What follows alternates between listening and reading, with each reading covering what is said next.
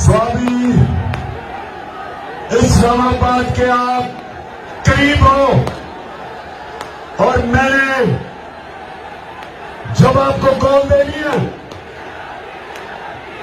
जब मैं आपको कॉल दूंगा, मैं अपने स्वामी के बशऊर और दिलेर नौजवानों को, मैं सबको इस्लामाबाद में मिलना चाहता हूं। क्या हो?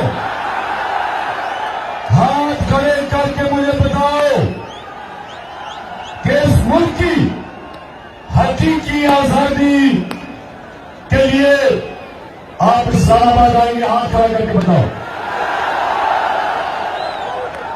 और जो भी नहीं आ सकता इस्लामाबाद, वो स्वामी में निकलेगा और बताएगा कि गुलामी नामंजूर, इम्पोर्टेड हुकूमत नामंजूर।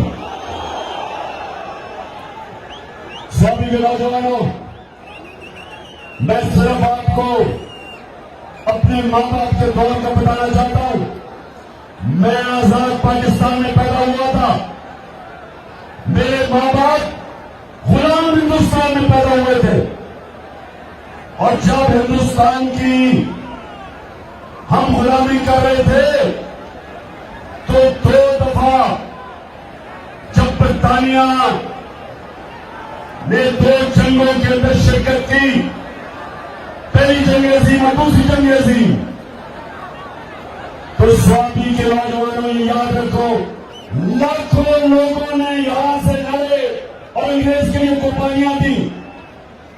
लाखों लोग हिंदुस्तान से जाके अंग्रेज की जगह में लड़े, लेकिन कभी उनको किसी ने नहीं पूछा, ना कभी इनका शुक्रिया अदा किया गया। अरबों रुपया जो यहां से इकट्ठा करके अंग्रेजों की जंग में लगा, किसी ने नहीं परवाह की, किसी ने शुक्रिया अदा नहीं किया, क्योंकि हिंदुस्तान गुलाम था।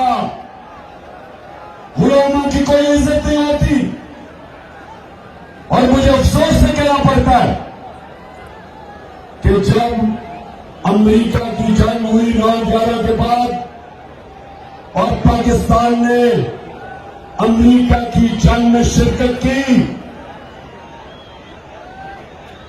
तो सबको आपको पता है कितने पख्तूनख्वा से लोगों ने कुर्बानियां दी अंग्रेज की जंग में, अमेरिकनों की जंग में।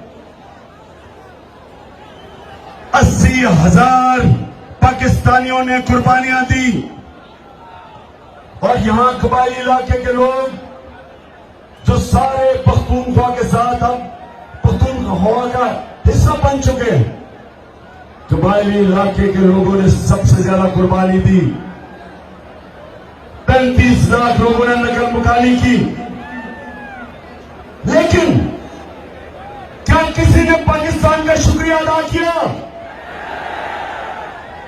क्या अमेरिका ने कहा कि शुक्रिया पाकिस्तान, आपने 80,000 अपने लोग कुर्बान कर दिए, हमारी फौज 3 गुना ज्यादा हमारी फौजियों ने कुर्बानी दी बनिस्बत जो अमेरिकन अफगानिस्तान में जिनकी जानें गई। किसी ने शुक्रिया अदा नहीं किया, बल्कि कई वहां से आवाजें उठी अमेरिका से कि पाकिस्तान की वजह से वो जंग नहीं जीत सके अफगानिस्तान में।